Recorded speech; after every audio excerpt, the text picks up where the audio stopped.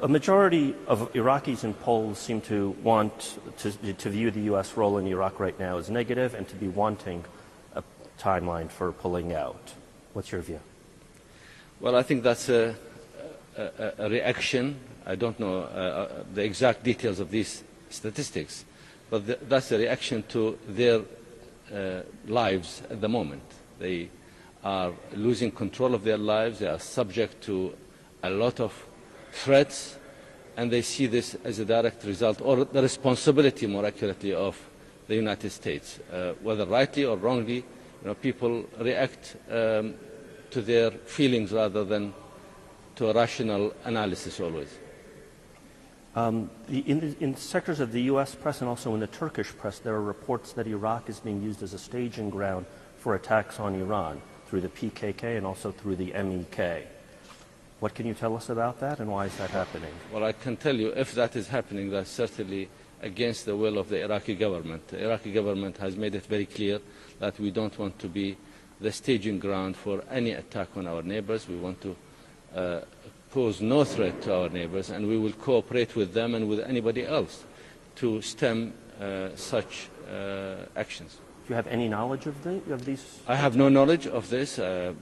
If you tell me that there are reports about this, then I'll just listen to you, but I don't know of any such activity. Some people have been attacking the current Iraqi government and saying that it's being protected by the United States in the green zone, and it's doing things that the U.S. wants, like passing the Iraq oil law, which opens the door to massive privatization and might lock in Iraq for decades to come in very unfair things that will siphon off Iraq's oil wealth. That criticism is both unfair and true. The Iraqi oil law, in its draft form, has been negotiated very carefully between all parties in the Iraqi government.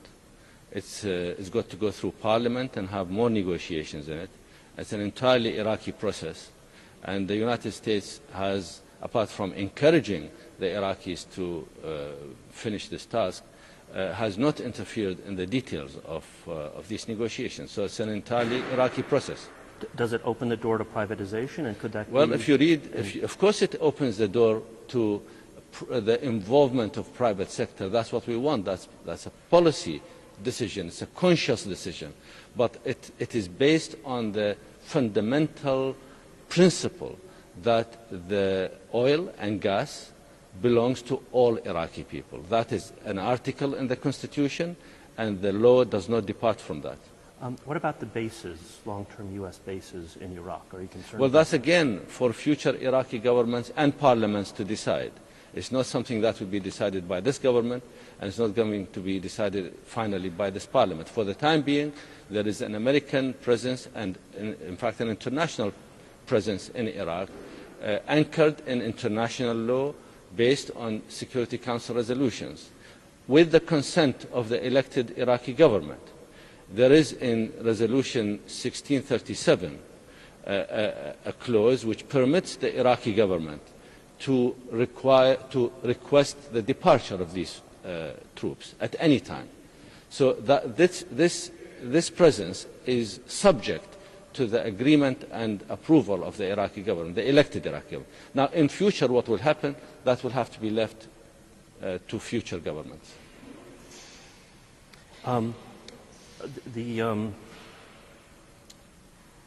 You mentioned the international community and so on. How would you envision, are there plans or ideas on the table to get the international community in to take the place of the United States, either through the Arab League or through the United Nations? I don't know whether it is to take the place of the United States, but everybody is needed to help. The recent meeting in Baghdad of our neighbors plus the P5, the permanent members of the Security Council, was a very helpful first step in engaging our neighbors and the international community in helping with the security situation. We had the launch of the Iraq Compact in New York on the 16th of this month. Again, that's engaging the international community on the development and reconstruction in Iraq, because we cannot just move on the security track. We need to move in parallel with that on the political and economic tracks to make that work. But in terms of the security track, it's questionable whether it's going to be working with well, the United States. It's questionable, but we cannot declare victory, as it were. But there are encouraging signs. We have to remember that deployment has not yet been completed. It will take another month or two before deployment is complete even. And it's far too early to tell the results. We expect it will become clear in sort of late summer, early autumn.